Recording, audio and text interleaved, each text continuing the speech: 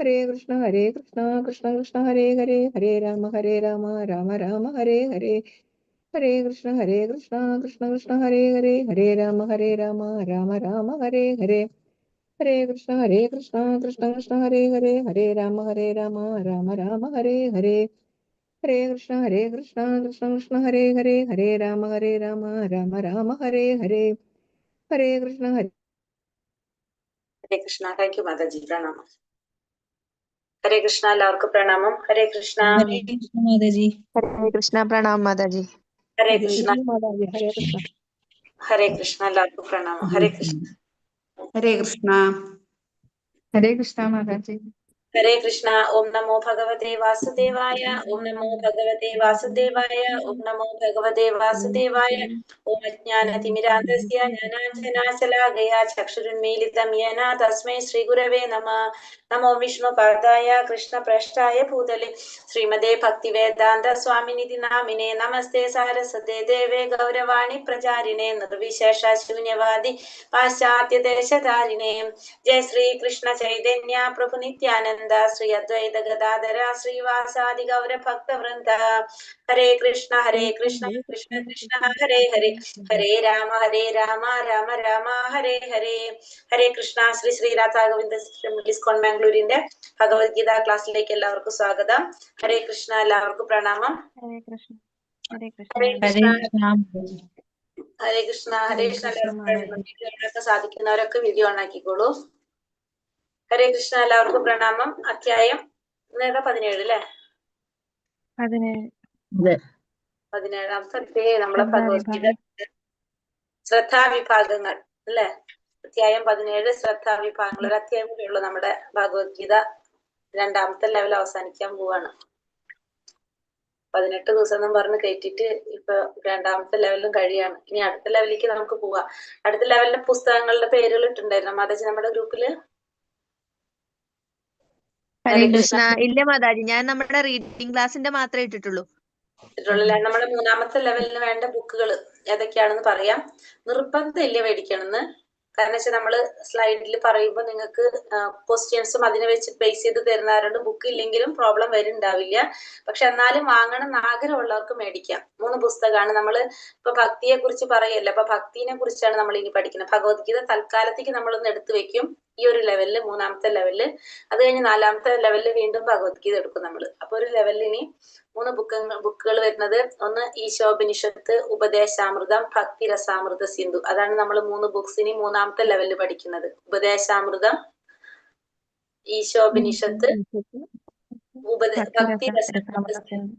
ഭക്തി രസാമൃത സിന്ധു. പേര് മാതാജി ഇട്ടരും, ഗ്രൂപ്പിൽ ഇട്ടരും. എന്തായാലും ഒന്നുകൂടെ പറയുമോ? ഗ്രൂപ്പിലിട്ടൊരു മാതാജി. ഉപദേശാമൃതം, ഈശോപനിഷത്ത്, ഭക്തി രസാമൃത സിന്ധു.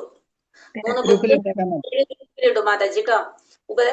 വലിയ ഇൻട്രസ്റ്റ് ഒന്നും ഉണ്ടാവില്ല. കാരണം ഉപദേശാമൃതം എന്ന് പറയുമ്പോ കേൾക്കുമ്പോ തന്നെ അറിയാലോ ഉപദേശങ്ങളാണ്. നമുക്ക് ഒട്ടും ഇഷ്ടമില്ലാത്തൊരു കാര്യം.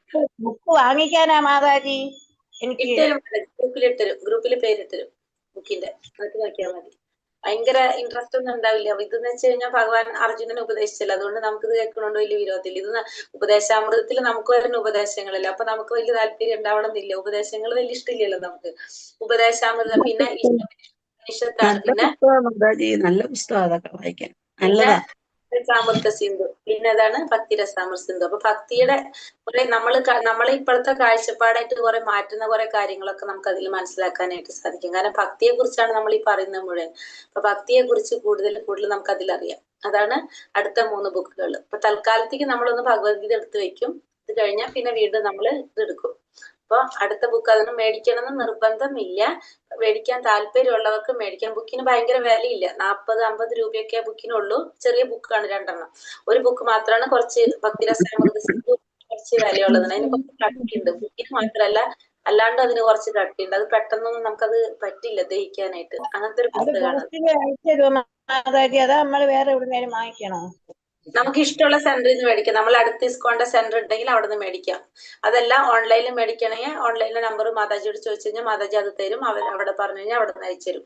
എവിടെ നിന്നാലും മേടിക്കാം. അപ്പൊ നമ്മൾ അധ്യായത്തിലേക്ക് കടക്കാം. നമ്മൾ അധ്യായം 17 ശ്രദ്ധാവിഭാഗങ്ങളാണ് ഇന്ന് പഠിക്കാൻ പോകുന്നത്. ഇന്നലെ നമ്മൾ ദേവാസുര ഭാവങ്ങൾ കണ്ടു, അധ്യായം 16 അല്ലെ. എന്താണ് ഇന്നലെ നമ്മൾ ദേവാസുര ഭാവത്തിൽ കണ്ടത്? ഇന്നലെ എന്തൊക്കെയാ നമ്മൾ ദേവാസുര ഭാവത്തില് ദൈവികമായും അദൈവികമായും ആസുരിക സ്വഭാവമുള്ളവരും ഉണ്ടാവും. രണ്ട് സ്വഭാവങ്ങളുടെ ഗുണങ്ങളും സ്വഭാവങ്ങൾ കണ്ടു അല്ലെ. ദൈവിക ഗുണത്തിലുള്ളവരുടെ കണ്ടു, അതുപോലെ തന്നെ ആസുരിക സ്വഭാവത്തിലുള്ളവർ എങ്ങനെയായിരിക്കും എന്നുള്ളത് നമ്മൾ കണ്ടു. പിന്നെ നമ്മൾ എന്ത് കണ്ടു? സ്വഭാവങ്ങൾ കൊണ്ട് എന്ത് സംഭവിക്കുമെന്ന്, എന്താണ് സംഭവിക്കുന്നത് എന്നുള്ളത് മനസ്സിലായി.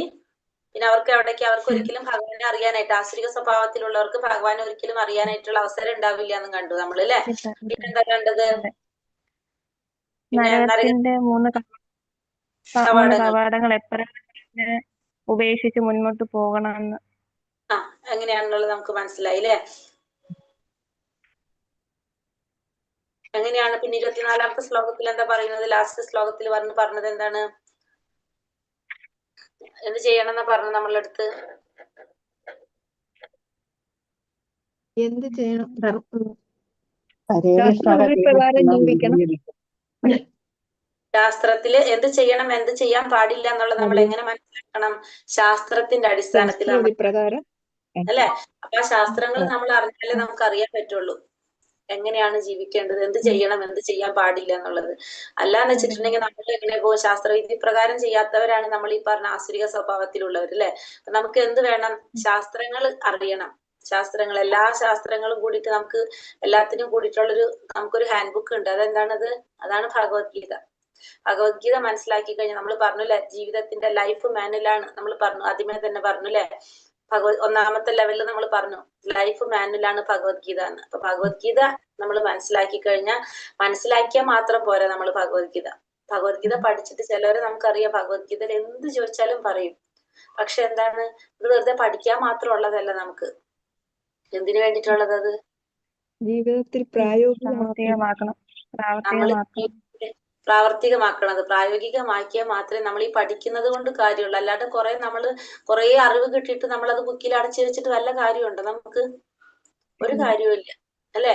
അങ്ങനെയുള്ളവരെ ഒരു കാര്യമില്ല. നമ്മള് അടുത്ത ലെവലിൽ നിങ്ങൾ പഠിക്കുമ്പോ പറയും നമ്മള് ജ്ഞാനി എന്ന് പറഞ്ഞിട്ട് കാര്യമില്ല. ജ്ഞാനി എന്തിലേക്ക് കടക്കണം? ഭക്തനിലേക്ക് കടക്കണം. ഭഗവാനെ കുറിച്ച് അറിയുമ്പോ ആ വ്യക്തി ജ്ഞാനിയാവും. ജ്ഞാനിയായിരുന്നിട്ട് കാര്യമില്ല. നമ്മൾ എന്തിലേക്ക് മാറണം? അപ്പൊ ആ ഭഗവാന്റെ മഹത്വം മനസ്സിലാക്കിയിട്ട് വെറുതെ പഠിച്ചു വെച്ചിട്ട് എനിക്ക് ഭഗവത്ഗീത നന്നായിട്ട് അറിയാന്ന് പറഞ്ഞിട്ട് കാര്യമില്ല. നമ്മൾ അതിന്റെ അപ്പുറത്തെ തലത്തിലേക്ക് പിന്നെ കടക്കണം. അപ്പോഴാണ് നമ്മൾ ഭക്തനാകുന്നത്. അപ്പൊ അതല്ലെങ്കിൽ നമുക്ക് ഈ അറിവ് കിട്ടിയിട്ട് യാതൊരു കാര്യവുമില്ല. ഇത് വെറുതെ നമ്മൾ ഇങ്ങനെ പഠിച്ചു പോയിട്ട് നമുക്ക് ഇതുകൊണ്ട് ജോലി നേടാനും ഇല്ല, നമുക്കൊന്നും ചെയ്യാനില്ല. അപ്പൊ നമ്മൾ എന്ത് ചെയ്യണം? അടുത്ത ലെവലിലേക്ക് നമ്മൾ മാറണം. എന്നാലേ ഈ അറിവ് കൊണ്ട് കാര്യമുള്ളൂ. അല്ലാതെ വെറുതെ ഒരു കാര്യമില്ല. നമ്മൾ വെറുതെ സമയം വേസ്റ്റ് ആക്കുന്നത് തന്നെയാ. കാരണം കുറെ പഠിച്ചു വെച്ചിട്ടും കുറച്ച് നാൾ കഴിഞ്ഞത് ഒരു ബന്ധമില്ലാണ്ടിരുന്നതൊക്കെ നമ്മൾ മറന്നുപോകും അല്ലെ. അതുകൊണ്ട് നമ്മളത് പ്രാക്ടിക്കൽ ആക്കാനായിട്ട് നമ്മൾ ശ്രമിക്കണം. അപ്പൊ അങ്ങനെ 16ാമത്തെ അധ്യായം കഴിഞ്ഞു. അധ്യായം 17ലേക്ക് ആണ്. 17ാമത്തെ അധ്യായം ശ്രദ്ധാവിഭാഗങ്ങൾ. ശ്രദ്ധ എന്ന് പറഞ്ഞാല് വിശ്വാസം. ശ്രദ്ധ എന്ന് പറഞ്ഞ എന്താണ്? വിശ്വാസം. നമുക്കറിയാം, നമുക്ക് എന്താണ് നമ്മൾ പറഞ്ഞു? ത്രിഗുണങ്ങളെ ബേസ് ചെയ്തിട്ട് നമ്മൾ പറഞ്ഞു, നമ്മൾ ഈ ഭൗതിക പ്രകൃതിയിലേക്ക് വരുമ്പോ ത്രിഗുണങ്ങൾ നമ്മളെ സ്വാധീനിക്കും. ആ ത്രിഗുണങ്ങൾ നമ്മളെ സ്വാധീനിക്കുമ്പോ ആ ത്രിഗുണങ്ങളുടെ അടിസ്ഥാനത്തിൽ, ആ സ്വാധീനത്തിന്റെ അടിസ്ഥാനത്തിൽ നമ്മളെ സ്വഭാവം വരും. അതിനനുസരിച്ച് നമ്മളെ പ്രവർത്തികൾ വരും അല്ലെ. അപ്പൊ അത് തന്നെയാണ് ഇവിടെ വരുന്നത്. അപ്പൊ ശ്രദ്ധാവിഭാഗങ്ങൾ എന്ന് പറയുമ്പോൾ, ശ്രദ്ധ എന്ന് വെച്ചാൽ വിശ്വാസം. അപ്പൊ നമ്മളെ വിശ്വാസങ്ങളും ഇതിനനുസരിച്ചാണ് രൂപീകരിക്കപ്പെടുന്നത്.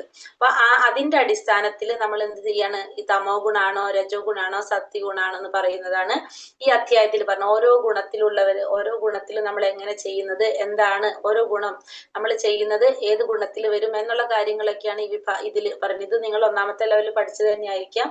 കാരണം വെച്ചാൽ ചെറിയ അധ്യായമാണല്ലോ, അതുകൊണ്ട് ഫുൾ റിപ്പീറ്റ് ചെയ്ത് പോകണമായിരിക്കും. കുറെ കാര്യങ്ങൾ നിങ്ങൾക്ക് ഓർമ്മയുണ്ടാവും.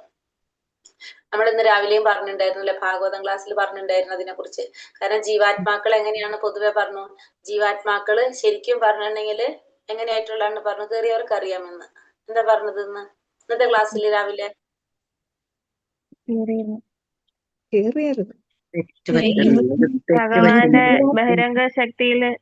ഭഗവാന്റെ ബഹിരംഗ ശക്തിയില് മതവികാര എന്തൊക്കെ കേട്ടിട്ടുണ്ടായിരുന്നത്. അതായത് ജീവാത്മാക്കൾ ശരിക്കും എങ്ങനെയുള്ളതാണെന്ന് പറഞ്ഞു. അതിന് മാലിന്യം വരുന്നില്ല ശരിക്കും അല്ലെ. ഭഗവാനെ പോലെ തന്നെയാണ്. എന്താണ്, അജനാണ്, നിത്യനാണ്, ശാശ്വതനാണ് ജീവാത്മാവിന്, അങ്ങനെയാണ്. പക്ഷെ എന്താ സംഭവിക്കുന്നത്, ഈ ഭൗതിക പ്രകൃതിയിലേക്ക് കടക്കുമ്പോൾ ബഹിരംഗ ശക്തി മാലിന്യങ്ങൾ ഭൗതിക പ്രകൃതി മാലിന്യങ്ങൾ വരും. അതിന് മാലിന്യങ്ങൾ വരാണ് ചെയ്യുന്നത്. ഭഗവാൻ ഇത് അറിയാം, ഭഗവാൻ ഇത് പക്ഷെ ഭഗവാൻ എന്നിട്ട് എന്ത് ചെയ്യുന്നില്ല, ഒന്നും ചെയ്യുന്നില്ല. കാരണം എന്താണ്, അത് അത്യാവശ്യമാണെന്ന് ഭഗവാൻ അറിയാം അല്ലെ. ബഹിരംഗ ശക്തി കൊണ്ട് ദണ്ഡനം കൊടുക്കുകയാണെന്നാ പറഞ്ഞത് ഇന്നത്തെ അധ്യായത്തില്. ഓർമ്മയുണ്ടോ ഒരു വേട് പറഞ്ഞത്? ദണ്ഡനം കൊടുക്കണം. അതായത് കേട്ടു. കാലത്ത് രാവിലെ മാതാജി നമ്മുടെ മക്കളെ ആരെങ്കിലും തല്ലുന്നത് ആർക്കും ഇഷ്ടപ്പെടില്ല. പക്ഷെ ഭഗവാൻ അതിനായിട്ട് ബഹിരംഗ ശക്തിയെ കൊണ്ട് ചെയ്യിപ്പിക്കാൻ. മാതാജി ശരിക്കും കേട്ടുട്ടോ, നിങ്ങളൊക്കെ ശരിക്കും കേട്ടില്ലെങ്കിൽ ജയ മാതാജി കേട്ടിട്ടുണ്ട്. അപ്പൊ എന്താ പറഞ്ഞത്, ഭഗവാൻ പറഞ്ഞത് അങ്ങനെയാണ്. അപ്പൊ ഈ ജീവാത്മാക്കളെ ഭഗവാൻ ഇഷ്ടമല്ല ശരിക്കും. നമ്മൾ പറയില്ല, നമ്മളെ മക്കളെ വേറെ ആരെങ്കിലും ചീത്ത പറയണത് നമുക്ക് ഇഷ്ടമല്ല, ഭഗവാനും ഇഷ്ടമല്ല.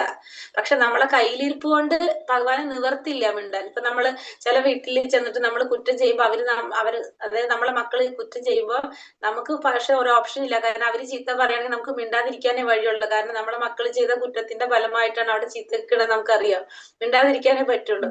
അതേപോലെ തന്നെ ഭഗവാൻ നമ്മളിപ്പോ നമ്മളെ ദണ്ഡനം തരുമ്പോ അല്ലെ, ബഹിരംഗ ശക്തി ദുർഗാദേവി ദണ്ഡനം തരുമ്പോ ഭഗവാൻ മിണ്ടാതിരിക്കുന്ന വെച്ചാൽ നമുക്കത് അത്യാവശ്യമാണെന്ന് ആർക്കറിയാം, ഭഗവാൻ അറിയാം. അതുകൊണ്ട് ഭഗവാൻ മിണ്ടാതിരിക്കുന്നത്. ഇന്നത്തെ രാവിലത്തെ ഭാഗവതം ക്ലാസ്സിൽ കറക്റ്റ് ആയിട്ട് നമ്മളെ ക്ലാസ്സിനായിട്ട് കണക്ട് ചെയ്തിട്ട് എന്തെങ്കിലും കാര്യങ്ങൾ ഒന്നുണ്ടാവും അല്ലെ, ഒരു ദിവസം കിട്ടും നമുക്ക്. ഹരേ കൃഷ്ണ. അപ്പൊ ക്ലാസ്സിൽ കയറിയാൽ നമുക്ക് മനസ്സിലാവും. ഹരേ കൃഷ്ണ ഹരേ കൃഷ്ണ. അപ്പൊ നമ്മൾ ഇന്ന് അധ്യായം 16 ശ്രദ്ധാവിഭാഗങ്ങള്. അപ്പൊ നമ്മളെ പറ്റി തന്നെയാണ് ഈ അധ്യായങ്ങളിൽ മുഴുവനും പറഞ്ഞു പോകുന്നത്. 17ാമത്തെ അധ്യായത്തില് ജീവാത്മാക്കള്. അപ്പൊ നമ്മളെ സ്വഭാവത്തിനനുസരിച്ചായിരിക്കും നമുക്ക് എന്ത് വരുന്നത്, വിശ്വാസം വരുന്നത്. അപ്പൊ അതാണ് ഈ അധ്യായത്തില് പറയുന്നത്. അധ്യായം 17 ശ്രദ്ധാവിഭാഗങ്ങൾ. ശ്രീ രാധാ ഗോവിന്ദ് കി ജയ്, ശ്രീല പ്രഭുപാദ് കി ജയ്. ഹരേ കൃഷ്ണ. ഓം നമോ ഭഗവതേ വാസുദേവായ. അർജുനൻ ചോദിക്കുന്നതാണ് ഫസ്റ്റത്തെ ഈ അധ്യായം തുടങ്ങുന്നത്. അർജുന ഉവാച യേ ശാസ്ത്ര വിധി മുത്സിച്ച യജന്തേ ശ്രദ്ധയാന്വിതഃ തേഷാം നിഷ്ഠാ തു കാ കൃഷ്ണ സപ്തമോഹാരജസ്തമ. അർജുനൻ ചോദിച്ചു, അല്ലയോ കൃഷ്ണ, ശാസ്ത്രവിധികളെ ഒന്നും പിന്തുടരാതെ തങ്ങളുടെ സ്വന്തം ഭാവനയനുസരിച്ച് ആരാധന ചെയ്യുന്നവരുടെ സ്ഥിതി എന്താണ്? സത്വ രജോ തമോ ഗുണങ്ങളിൽ ഏതാണ് അവരിൽ കാണുന്നത്? അർജുനൻ ചോദിക്കുന്നതാണ് ഭഗവാന്റെ അടുത്ത്. എന്താ ചോദിക്കുന്നത്? ശാസ്ത്രവിധികളൊന്നും പിന്തുടരാതെ തങ്ങളുടെ സ്വന്തം ഭാവനയ്ക്കനുസരിച്ച് ആരാധന ചെയ്യുന്നവരുടെ സ്ഥിതി എന്തായിരിക്കും? ഈ 3 ഗുണങ്ങളിൽ ഏത് ഗുണമാണ് അവരിൽ കാണുന്നത് എന്നാണ് അർജുനൻ ചോദിക്കുന്നത്. അപ്പൊ ശാസ്ത്രങ്ങളൊന്നും അനുസരിക്കുന്നില്ല, സ്വന്തം ഇഷ്ടത്തിനനുസരിച്ച് ആരാധന ചെയ്യുന്നവരാണ് ഇവര്. അപ്പൊ ഇതില് ഈ സ്വന്തം ഇഷ്ടത്തിനനുസരിച്ച് ആരാധന ചെയ്തു കഴിഞ്ഞാല് അവരിൽ ഏത് ഗുണമാണ് കാണുന്നത് എന്നാണ് ഭഗവാൻ ചോദിക്കുന്നത്. അർജുനൻ ഭഗവാനോട് ചോദിക്കുന്നത്. അവരെങ്ങനെയാണ്, ഒന്നും സ്വന്തം ഇഷ്ടത്തിനാണ് ഒക്കെ ചെയ്യുന്നത്. സത്വ രജോ തമോ ഗുണങ്ങളിൽ ഏതായിരിക്കും ഇവരിൽ കാണുന്നതെന്നാണ് അറിയേണ്ടത്.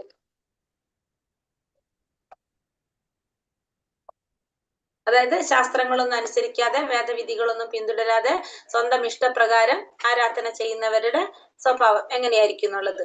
ശ്രീ ഭഗവാനുവാച ത്രിവിധാ ഭവതി ശ്രദ്ധ ദേഹിനാം സ്വഭാവജ സ്വാത്വികി രാജസി ചൈവ താമസി ചേതി താം ശൃണു. ശ്രീ ഭഗവാൻ പറഞ്ഞു, ശരീരസ്ഥനായ ജീവാത്മാവിന്റെ പൂർവാർജിത പ്രകൃതി ഗുണങ്ങൾക്കനുസരിച്ച് അതിന്റെ വിശ്വാസം സാത്വികമോ രാജസികമോ താമസികമോ ആയി തീരുന്നു. ഇതേപ്പറ്റി കേൾക്കൂ. ഇനി എന്താ പറയണത്?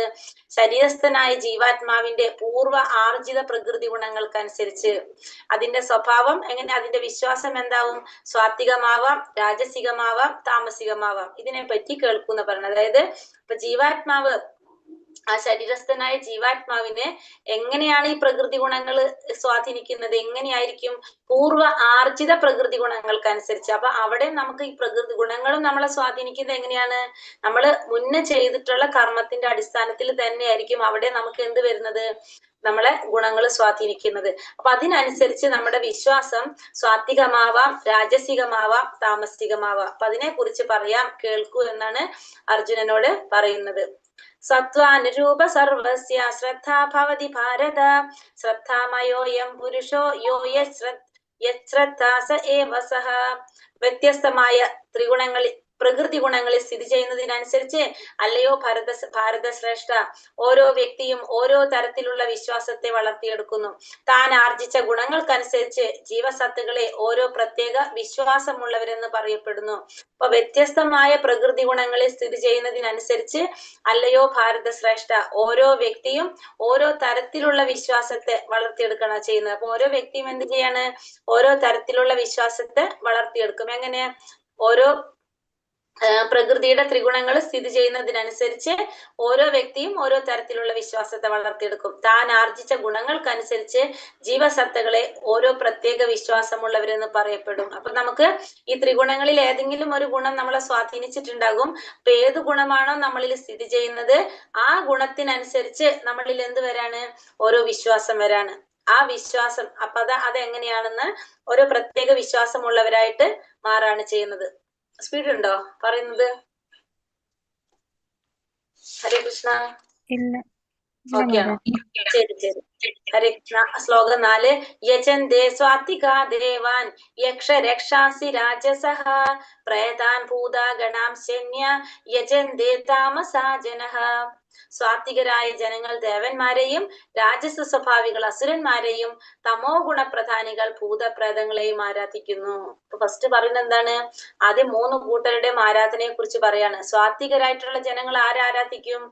ദേവന്മാരെ ആരാധിക്കും. രാജസിക സ്വഭാവികള് അസുരന്മാരെ ആരാധിക്കും. തമോ ഗുണപ്രധാനികള് ഭൂതപ്രേതാദികളെ ആരാധിക്കും. അപ്പൊ ഓരോരുത്തരും ആരെയാണ് ആരാധിക്കുന്നതെന്നാ പറയുന്നത് ഇവിടെ ഭഗവാൻ. അപ്പൊ എങ്ങനെയാണ് പറഞ്ഞത്? സ്വാത്വികരായവര് ആരെ ആരാധിക്കും? ദേവന്മാരെ. രാജസിക സ്വഭാവികള് അസുരന്മാര്. തമോ ഗുണപ്രധാനികള് ഭൂതപ്രേതാദികളെ ആരാധിക്കും. ഭഗവാൻ ആരാധിക്കും? ഭഗവാനോട് പറയുന്നില്ലല്ലോ ഒന്നിലും. ഭഗവാൻ ആരാധിക്കും? അപ്പൊ സ്വാത്വികരായിട്ടുള്ള ജനങ്ങൾ, സ്വാത്വികരായവര് പറയുന്നുണ്ട്. സ്വാത്വികര് ദേവന്മാരെന്ന് പറയുന്നുണ്ട്. അപ്പോ സാത്വികരാരാധിക്കും? ഭഗവാൻ ആരാധിക്കും? ഭഗവാന്റെ ഭക്തന്മാർ, സർവോത്തമ ആയിട്ടുള്ളവർ ഭക്തന്മാർ ആരാധിക്കും. ഭക്തന്മാര്. അപ്പൊ ഭക്തന്മാര് സാത്വിക. നമ്മള് ഭക്തന്മാരാണോ?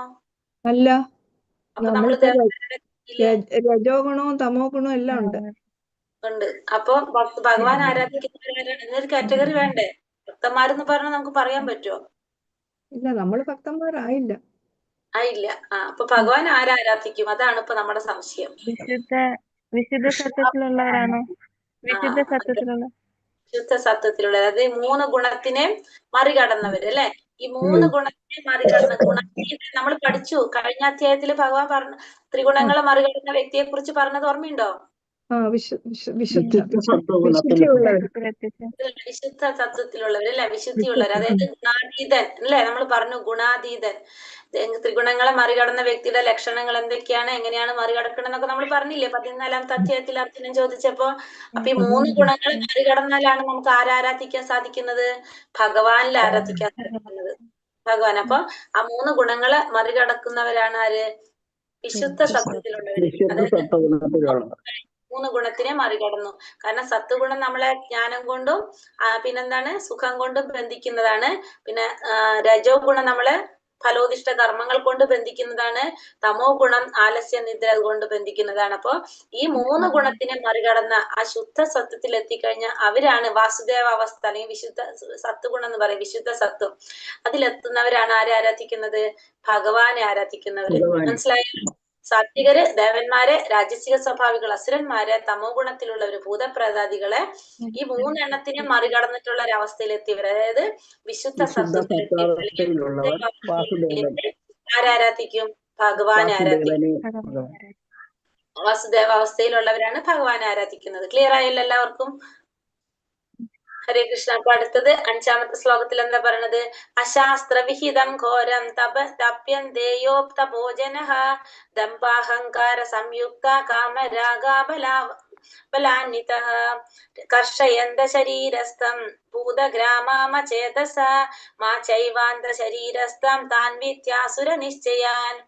കാമം, ആസക്തി എന്നിവയാൽ പ്രേരിതരായി അഹംഭാവത്തോടു കൂടി സ്വശരീരത്തിലെ ഭൗതിക മൂലകങ്ങളെയും ശരീരത്തിൽ കുടികൊള്ളുന്ന പരമാത്മാവിനെ തന്നെയും ദ്രോഹിച്ചുകൊണ്ട് ശാസ്ത്ര നിർദ്ദിഷ്ടമല്ലാത്ത കഠിന തപസ് അനുഷ്ഠിക്കുന്ന വിഡ്ഢികൾ അസുരന്മാരാണ്. എന്താ പറയണത്? കാമം, ആസക്തി എന്നിവയാൽ പ്രേരിതരായിക്കൊണ്ട് അഹംഭാവത്തോടു കൂടി സ്വന്തം ശരീരത്തിലെ ഭൗതിക മൂലകങ്ങളെയും ശരീരത്തിൽ കുടികൊള്ളുന്ന പരമാത്മാവിനെ തന്നെയും ദ്രോഹിച്ചുകൊണ്ട് ശാസ്ത്ര നിർദ്ദിഷ്ടമല്ലാത്ത കഠിന തപസ്സുകൾ അനുഷ്ഠിക്കുന്ന വിഡ്ഢികൾ ആരാണ്? ആസുരിക സ്വഭാവത്തിലുള്ളവരാണ്. നമ്മൾ ശാസ്ത്രത്തിൽ പറയുന്ന പ്രകാരമല്ലാതെ നമ്മൾ കഠിന തപസ്സുകൾ അനുഷ്ഠിക്കുക, നമുക്ക് ചിലപ്പോ മരണം പോലും സംഭവിക്കാന്നാണ്. ഇതിനൊന്നും ആര് കൂട്ടുനിൽക്കുന്നില്ല? ഭഗവാൻ കൂട്ടുനിൽക്കില്ല. ഇങ്ങനെ ചെയ്യുന്നവരൊക്കെ ആരാണ്? ആസുരിക സ്വഭാവത്തിലുള്ളവരാണെന്ന് പറയാം. ആസുരിക സ്വഭാവത്തിലുള്ളവരാണ് ഇത്തരത്തിലുള്ള പ്രവർത്തികളെല്ലാം ചെയ്യുന്നത്. അവര് എവിടേക്കാണ്? അവർക്ക് ഒരിക്കലും ഭഗവാനെ അറിയാൻ സാധിക്കുന്നില്ല. അവർ വീണ്ടും താഴ്ന്ന തലങ്ങളിലേക്ക് പോയിക്കൊണ്ടിരിക്കും. അതായത് ചില തരത്തിലുള്ള ഉപവാസാനുഷ്ഠാനങ്ങള്, ചില പ്രവർത്തികൾ, ഇതൊക്കെ എന്താണ്? മരണം വരെ സംഭവിക്കാവുന്ന കാര്യങ്ങളാണ്. ഇതിലൊന്നും ആർക്ക് പങ്കില്ല, അനുകൂലിക്കുന്നില്ല. ഭഗവാൻ ഇതിനൊന്നും അനുകൂലിക്കുന്നില്ല എന്ന് ഭഗവാൻ പറയുന്നുണ്ട് ഇതില്. ആഹാരസ്ത്വപി സർവസ്യ ത്രിവിധോ ഭവതി പ്രിയഃ യജ്ഞസ്തപസ്തഥാ ദാനം തേഷാം ഭേദാമിമം ശൃണു. മനുഷ്യർക്ക് ഭക്ഷണ വിഷയത്തിൽ പോലും ഇഷ്ടാനിഷ്ടങ്ങൾ ഭൗതിക പ്രകൃതിയുടെ ത്രിഗുണങ്ങൾ അനുസരിച്ചായിരിക്കും.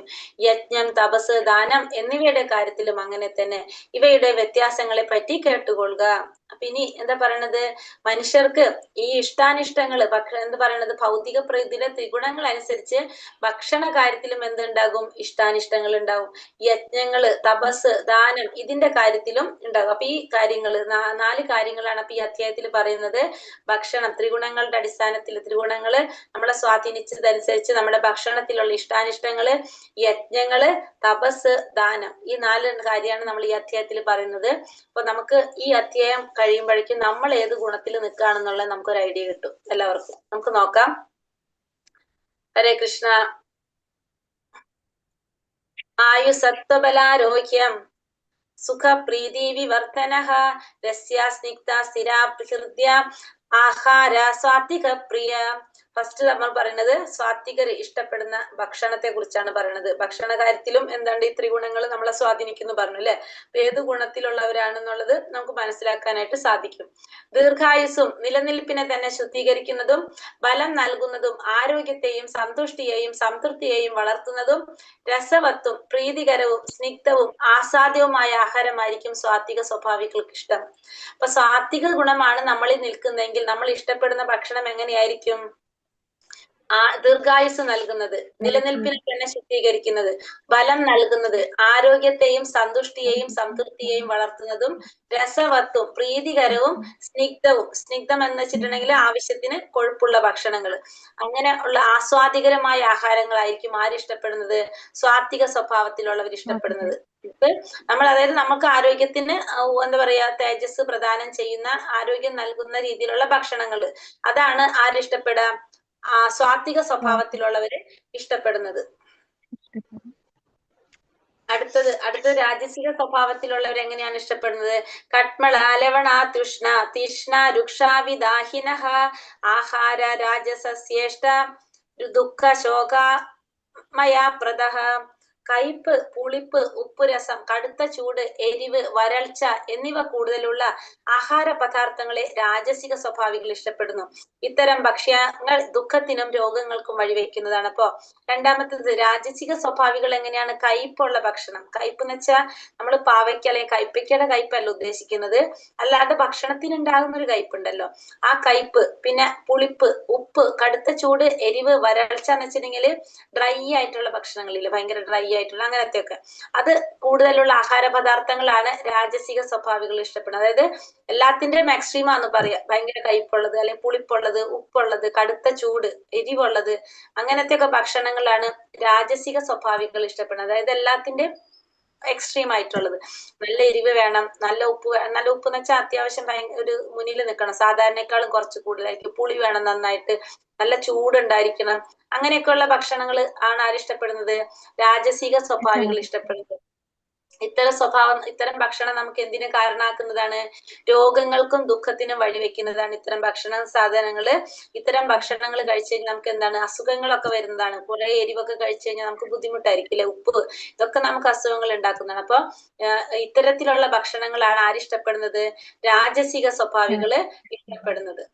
ഇനി അടുത്തത് താമസിക സ്വഭാവികൾ എങ്ങനെയാണ്? യാതയാമം ഗതരസം പൂതി പരുഷിതം ചയത് ഉച്ഛിഷ്ടാമപി ചാമേധ്യം ഭോജനം താമസപ്രിയം. 3 മണിക്കൂർ മുന്ന് പാകം ചെയ്തതും സ്വാദ് നഷ്ടപ്പെട്ടതും ദുർഗന്ധമുള്ളതും ഉച്ഛിഷ്ടവും തൊടാൻ കൊള്ളാത്തതുമായ ഭക്ഷണങ്ങളാണ് താമസ സ്വഭാവികൾ ഇഷ്ടപ്പെടുന്നത്. ഹരീഷ്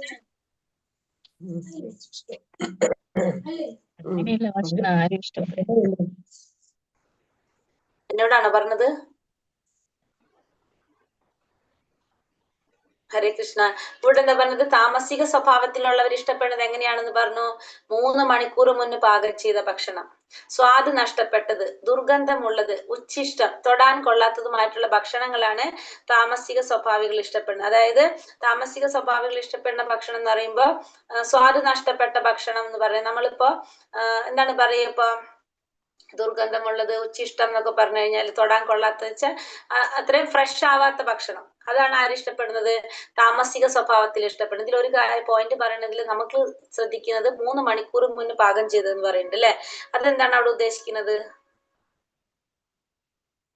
3 മണിക്കൂർ മുന്ന് പാകം ചെയ്ത് നമ്മളൊക്കെ ചെയ്യണല്ലേ? രാവിലെ വെച്ചത് ഉച്ചക്ക് തിന്നില്ലേ നമുക്ക്? നമ്മളൊക്കെ ചെയ്യണില്ലേ? നമ്മള് രാവിലെ വെച്ചത് വൈകുന്നേരം എല്ലാം കഴിക്കുന്നില്ലേ?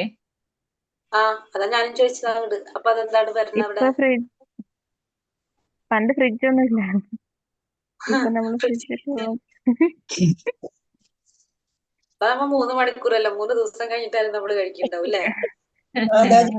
ഫ്രിഡ്ജൊന്നും ഉപയോഗിക്കുന്നില്ല. അല്ല, അതിന്റെ സ്വാദ് നഷ്ടപ്പെട്ടു പോകുന്നു. എന്താ സംഭവിക്കുക? എന്തുകൊണ്ടാണ്? അപ്പൊ ഇത് എന്താ പറയണത്? ഇപ്പൊ ഓരോ സമയത്തും അന്നേരം ഉണ്ടാക്കുന്ന ഭക്ഷണം കഴിക്കണമെന്നല്ലേ മതച്ചാരം? എനിക്ക് അങ്ങനെയാണ്, പക്ഷെ നമുക്കത് നടക്കുന്നില്ലല്ലോ. പക്ഷെ ഇതിൽ പറയുന്നതായിട്ട് നമുക്ക് എന്താന്ന് മനസ്സിലാവണ്ടേ? നമുക്ക് അതെന്താണ് പറയുന്നത്? 3 മണിക്കൂർ മുന്നേ പാകം അതിന്റെ ചെയ്തത് ഗുണമൊക്കെ നഷ്ടപ്പെടാതിരിക്കാനായിട്ട്, ഭക്ഷണത്തിന്റെ ഗുണവും രുചിയും നഷ്ടപ്പെടാതിരിക്കാനായിട്ട്. അതായത് നമ്മള് ഭക്ഷണം ബാക്ടീരിയ ഒന്നും ഉണ്ടാവും. നമ്മള് കഴിക്കുന്നില്ലേ? നമ്മള് രാവിലെ വെച്ച് ചോറ് വൈകുന്നേരം കഴിക്കാറുണ്ടോ? ഇല്ലേ?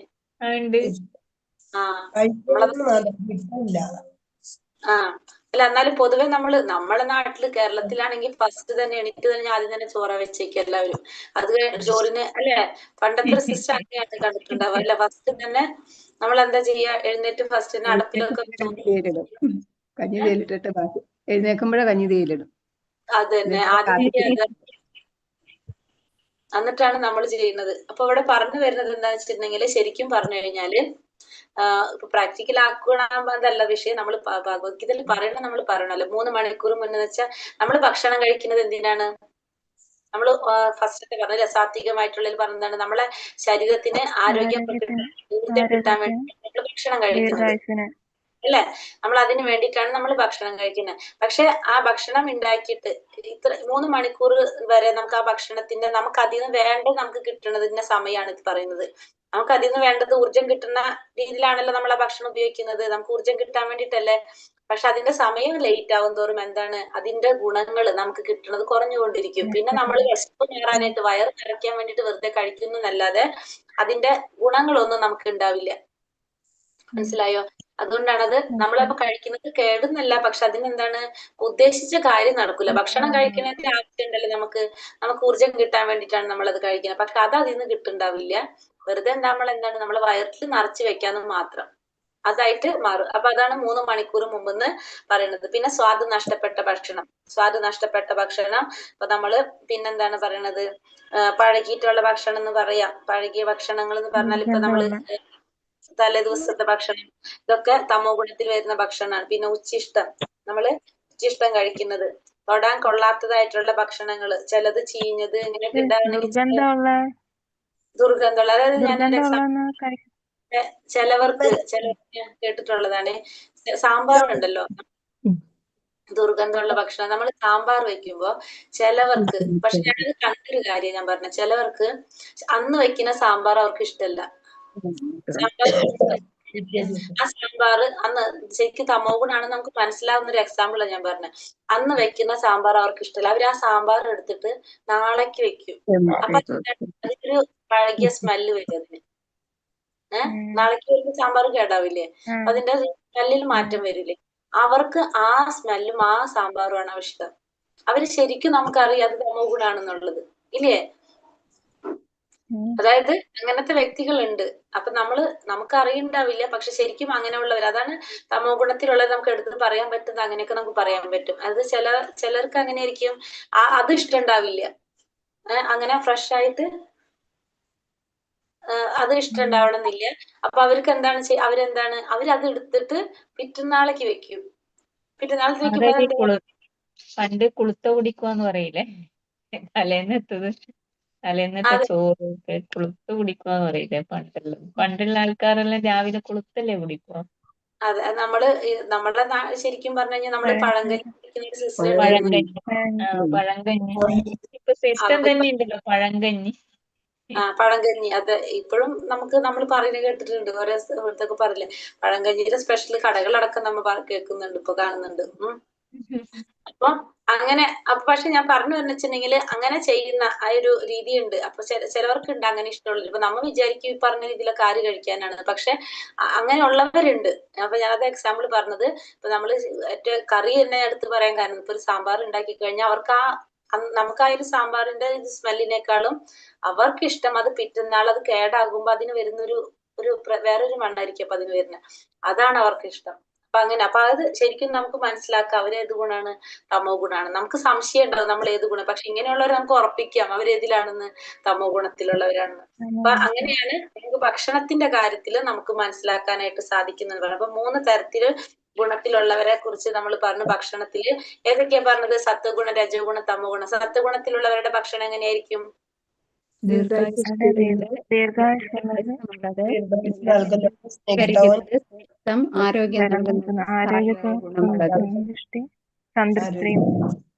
നൽകുന്ന ഭക്ഷണമാണ് സാത്വികർ ഇഷ്ടപ്പെടുന്നത് അല്ലെ? ദീർഘായുസ് നൽകുന്നതും ശരീരത്തിന് ഓജസ്സും തേജസ്സും പ്രദാനം ചെയ്യുന്ന ഭക്ഷണമാണ് ആര് ഇഷ്ടപ്പെടുന്നത്? സാത്വികർ ഇഷ്ടപ്പെടുന്നത്. രജോ ഗുണത്തിലുള്ളവർ എങ്ങനെയാണ് ഇഷ്ടപ്പെടുന്ന ഭക്ഷണം?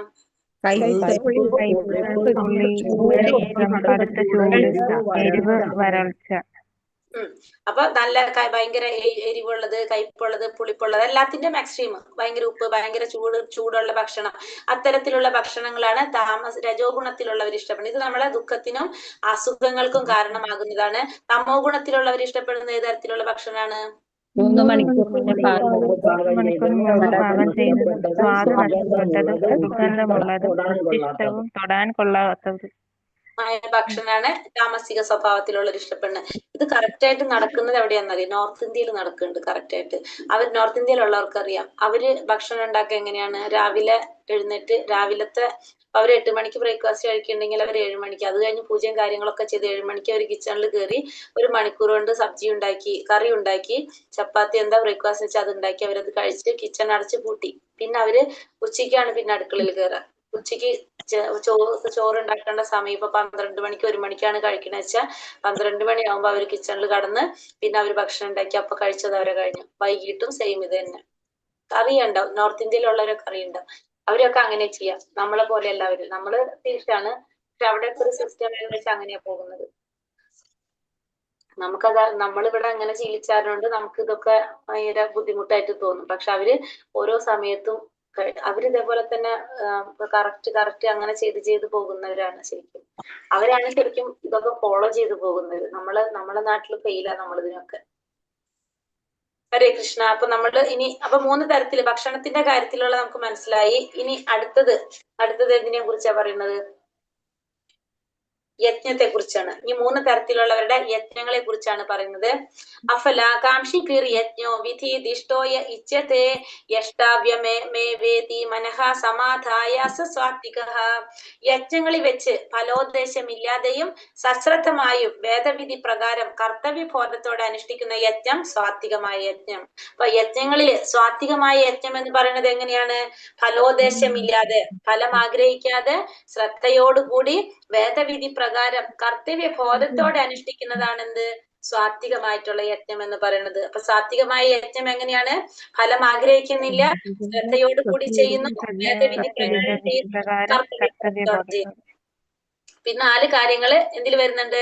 സ്വാത്വികമായ യജ്ഞത്തില്. അപ്പൊ നമ്മൾ ഫലം ആഗ്രഹിക്കാതെ ശ്രദ്ധയോടുകൂടി വേദവിധി പ്രകാരം കർത്തവ്യബോധത്തോടെ ചെയ്യുന്ന യജ്ഞമാണ് എന്ത്? സാത്വികമായിട്ടുള്ള യജ്ഞം എന്ന് പറയുന്നത്. ഇനി അടുത്തത് രാജസികമായ യജ്ഞം. അഭിസന്ധായ തൂ ഫലം ദമ്പാർഥാമപി ചൈവയത് ഇച്ഛതേ ഭരത ശ്രേഷ്ഠ തം യജ്ഞം വിധി രാജസം. ഭൗതികമായ ഏതെങ്കിലും പ്രയോജനത്തിന് വേണ്ടി, ഗർവ് കാട്ടാൻ വേണ്ടി അനുഷ്ഠിക്കുന്ന യജ്ഞം രാജസികമാണെന്നറിയാം. അതാണ് ഭൗതികമായ ആഗ്രഹങ്ങൾക്ക് വേണ്ടിയിട്ട്, ഭൗതികമായിട്ടുള്ള ഏതെങ്കിലും കാര്യങ്ങൾ നടക്കാൻ വേണ്ടിയിട്ട്, അല്ലെങ്കിൽ ഗർവ് കാട്ടാൻ വേണ്ടിയിട്ട്, മറ്റുള്ളവരെ മുന്നിൽ നമ്മൾ ആ ഗർവ് കാട്ടാൻ വേണ്ടിയിട്ട് നടത്തുന്ന യജ്ഞമാണ് എന്ത്? രാജസികമായിട്ടുള്ള യജ്ഞം. ഭൗതികമായിട്ടുള്ള ആഗ്രഹം എന്ന് വെച്ചിട്ടുണ്ടെങ്കിൽ പുണ്യങ്ങൾ അനുഭവിക്കാൻ വേണ്ടി, സ്വർഗ്ഗലോകത്ത് പോകാൻ വേണ്ടിയിട്ട്, സ്വർഗീയ സുഖങ്ങൾ അനുഭവിക്കാൻ വേണ്ടിയിട്ട് യജ്ഞങ്ങൾ ചെയ്യാം. പിന്നെ അതുപോലെ തന്നെ മറ്റുള്ളവരെ മുന്നിൽ ഞാൻ വലിയൊരു ആളാണ് എന്നൊക്കെ കാണിക്കാൻ വേണ്ടിയിട്ടൊക്കെ നമ്മൾ ഈ ചില യജ്ഞങ്ങളൊക്കെ നടത്തും. അതായത് എൻ്റെ കയ്യിൽ കുറെ സാമ്പത്തികമായിട്ട് കുറെ പൈസ ഉണ്ട്, അപ്പൊ എനിക്ക് കുറെ ഇങ്ങനെയൊക്കെ ചെയ്യാൻ സാധിക്കും എന്നുള്ള രീതിയിലൊക്കെ കാണിക്കാൻ വേണ്ടിയിട്ട് യജ്ഞങ്ങളൊക്കെ അനുഷ്ഠിച്ചു കഴിഞ്ഞാൽ നമ്മൾ അതിനെന്ത് പറയാം? രാജസിക യജ്ഞം എന്ന് പറയാം. ഇപ്പൊ രണ്ടാമത്തെ നമ്മൾ പറഞ്ഞു രാജസിക യജ്ഞം. അത് ഭൗതികമായ ആഗ്രഹങ്ങൾക്ക് വേണ്ടിയിട്ട്, പ്രയോജനത്തിന് വേണ്ടി നടത്തുന്നതാണ്, അല്ലെങ്കിൽ ഗർവ് കാട്ടാൻ വേണ്ടി അനുഷ്ഠിക്കുന്ന യജ്ഞമാണ് ഇത് രാജസികമായിട്ടുള്ള യജ്ഞം എന്ന് പറയുന്നത്. ഇനി മൂന്നാമത്തത് എന്താണ്? താമസികമായിട്ടുള്ളത്. വിധിഹീനമസൃഷ്ടാന്നം മന്ത്രഹീനാമ ദക്ഷിണം ശ്രദ്ധാവിരഹിതം യജ്ഞം താമസം പരിചക്ഷതേ. വേദോക്ത വിധികൾ അനുസരിക്കാതെ, പ്രസാദ വിതരണം ചെയ്യാതെ, മന്ത്രോച്ചാരണം ചെയ്യാതെ, പൂജാരിക്ക് ദക്ഷിണ കൊടുക്കാതെ, വിശ്വാസമില്ലാതെ ചെയ്യുന്ന യജ്ഞം തമോ ഗുണത്തിലുള്ളത്. അപ്പൊ തമോ ഗുണത്തിലുള്ള യജ്ഞം എങ്ങനെയാണ്? വേദവിധി പ്രകാരമല്ല ചെയ്യുന്നത്, പിന്നെ പ്രസാദം വിതരണം ചെയ്യുന്നില്ല, മന്ത്ര ഉച്ചാരണം ചെയ്യുന്നില്ല, പൂജാരിക്ക് ദക്ഷിണ കൊടുക്കുന്നില്ല, പിന്നെ വിശ്വാസവും ഇല്ല. അങ്ങനെ ചെയ്യുന്ന യജ്ഞമാണ് എന്ത്? തമോ ഗുണത്തിലുള്ള യജ്ഞം എന്ന് പറയുന്നത്. അപ്പൊ തമോ ഗുണത്തിലുള്ള യജ്ഞം വേദവിധികൾ അനുസരിക്കുന്നില്ല, പ്രസാദ വിതരണം ചെയ്യുന്നില്ല, ദക്ഷിണയില്ല, വിശ്വാസമില്ല, ഒന്നുമില്ല. സത്യത്തില് ആരോ പറഞ്ഞു ചെയ്യണമെന്ന്, അതുകൊണ്ട് ഞാൻ ചെയ്യുന്നത് മാത്രം. അങ്ങനെ ചെയ്യുന്നത് എന്താണ്? തമോ ഗുണത്തിലുള്ള യജ്ഞമാണ്. അപ്പൊ നമ്മള് സാധാരണ എന്താണ് യജ്ഞങ്ങളൊക്കെ അനുഷ്ഠിക്കുമ്പോ പ്രസാദം ഉണ്ടാവും. ആ പ്രസാദം നമ്മൾ എന്ത് ചെയ്യണം? ഭഗവാന്റെ പ്രസാദം എല്ലാവർക്കും വിതരണം ചെയ്യുന്ന പറയണം. കാരണം പ്രസാദത്തിന് നമ്മുടെ ദുഃഖങ്ങളൊക്കെ ഇല്ലാതാക്കാനായിട്ട് സാധിക്കും. നമ്മൾ എന്ത് ചെയ്യണം? പ്രസാദം ഒരു തരിയാണെങ്കിലും നമ്മള് ഭഗവാന്റെ പ്രസാദം ആരെങ്കിലും വിതരണം ചെയ്യുന്ന കണ്ടു കഴിഞ്ഞാൽ നമുക്ക് അറിയോ ഇല്ല എന്നുള്ളതില്ല, നമ്മൾ പോയിട്ട് കൈ നീട്ടി മേടിക്കണം, ചോദിച്ചു മേടിക്കണം എന്നാ പറയാ പ്രസാദം. കാരണം പ്രസാദത്തിന് നമ്മളെ ദുഃഖങ്ങൾ ഇല്ലാതാക്കാനായിട്ട് സാധിക്കുന്നതാണ്. അതുപോലെ തന്നെ നമ്മൾ എന്ത് ചെയ്യണം? പ്രസാദം എല്ലാവർക്കും കൊടുത്തിട്ട് കഴിക്കുകയും വേണം. പ്രസാദം അങ്ങനെയാണ് ചെയ്യേണ്ടത്, എല്ലാവർക്കും കൊടുത്തിട്ട് കഴിക്കുകയും വേണം. നമ്മൾ ചെന്ന് ചോദിച്ചു മേടിക്കണം ഭഗവാന്റെ പ്രസാദം. പ്രസാദം വിതരണം ചെയ്യാതെ, വേദവിധികളൊന്നും അനുസരിക്കാതെ, മന്ത്രോച്ചാരണം നടത്താതെ, നമുക്ക് ഓരോന്നും ചെയ്യാൻ ഓരോ മന്ത്രങ്ങൾ പറഞ്ഞിട്ടുണ്ടാവും, ആ മന്ത്രങ്ങളൊന്നും ചെയ്യാതെ, പിന്നെ പൂജാരിക്ക് ദക്ഷിണ കൊടുക്കാതെ. നമ്മൾ എന്ത് ചെയ്യണം? ഒരു കർമ്മം ചെയ്തു കഴിഞ്ഞാൽ അതിന് ദക്ഷിണ കൊടുക്കണം അല്ലെ? ആ ദക്ഷിണ കൊടുക്കാതെ, പിന്നെന്താണ്? വിശ്വാസം ഇല്ലാണ്ട്. നമുക്ക് ഇതിലൊന്നും വിശ്വാസം ഇല്ല. ഇപ്പൊ നമ്മൾ അല്ലാതെ ചെയ്യാണ്, ഇപ്പൊ നമ്മള് അമ്മ പറഞ്ഞത് കേട്ട് ചെയ്യാണ്, അതല്ലെങ്കിൽ നമ്മള് ഫ്രണ്ട്സ് പറഞ്ഞത് കേട്ട് ചെയ്യാണ്, നമുക്കത് നിർബന്ധമൊന്നും ഇല്ല. പക്ഷെ അവര് പറഞ്ഞത് കൊണ്ട് ഇനി ചെയ്യാതിരിക്കണ്ട എന്ന് വിചാരിച്ച് നമ്മൾ ചെയ്യുന്നു എന്ന് മാത്രം. അങ്ങനെയുള്ള യജ്ഞം എന്താണ്? തമോ ഗുണത്തിലുള്ള യജ്ഞമാണ്. അപ്പൊ 3 തരത്തില് യജ്ഞത്തെ കുറിച്ച് നമ്മൾ പറഞ്ഞു. സാത്വികമായിട്ടുള്ളതും രാജസികമായിട്ടുള്ളതും താമസികമായിട്ടുള്ളതും. സാത്വികമായുള്ള യജ്ഞം എങ്ങനെയാണ്? ഫലേച്ഛ കൂടാതെ വിധിപ്രകാരം കർത്തവ്യബോധത്തോടുകൂടി ചെയ്യുന്നു. രാജസികമായിട്ടുള്ളത് നമ്മളെ ആഗ്രഹങ്ങൾക്ക് വേണ്ടിയിട്ട് ചെയ്യുന്നത് അല്ലെ?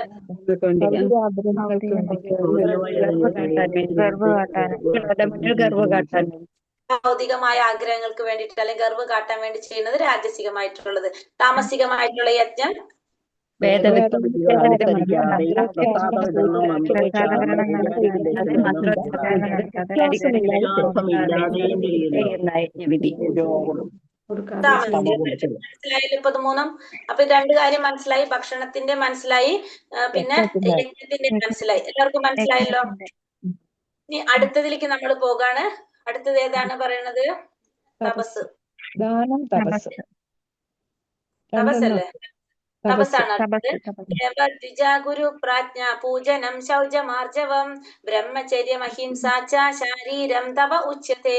പരമപുരുഷൻ, ബ്രാഹ്മണൻ, ആധ്യാത്മികാചാര്യൻ, മാതാപിതാക്കൾ തുടങ്ങിയ ഉന്നതർ എന്നിവരെ ആരാധിക്കുക. ദേഹശുദ്ധി, ലാളിത്യം, ബ്രഹ്മചര്യം, അഹിംസ എന്നിവയെ ശാരീരിക തപസ് എന്ന് പറയുന്നു. അപ്പൊ തപസ്സിനെ കുറിച്ച് പറയാണ്. അപ്പൊ തപസ് തന്നെ 3 തരത്തിലുണ്ട്. ശാരീരിക തപസ്, വാഗ്മയ തപസ്, മാനസിക തപസ്.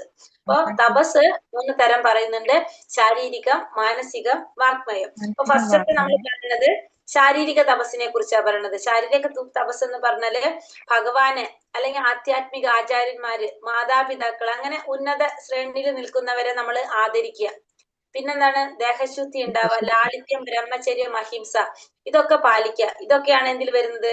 ശാരീരിക തപസ്സിൽ വരുന്നത്. ശാരീരിക തപസ് എന്ന് പറഞ്ഞെങ്കിൽ ഇപ്പൊ ഭഗവാന്, മറ്റുള്ള ദേവന്മാര്, ഗുരുക്കന്മാര്, മാതാപിതാക്കള്, പിന്നെ അങ്ങനെ ആദരവ് കൊടുക്കേണ്ടതായിട്ടുള്ള വ്യക്തികൾ ഉണ്ടാവും സമൂഹത്തിൽ.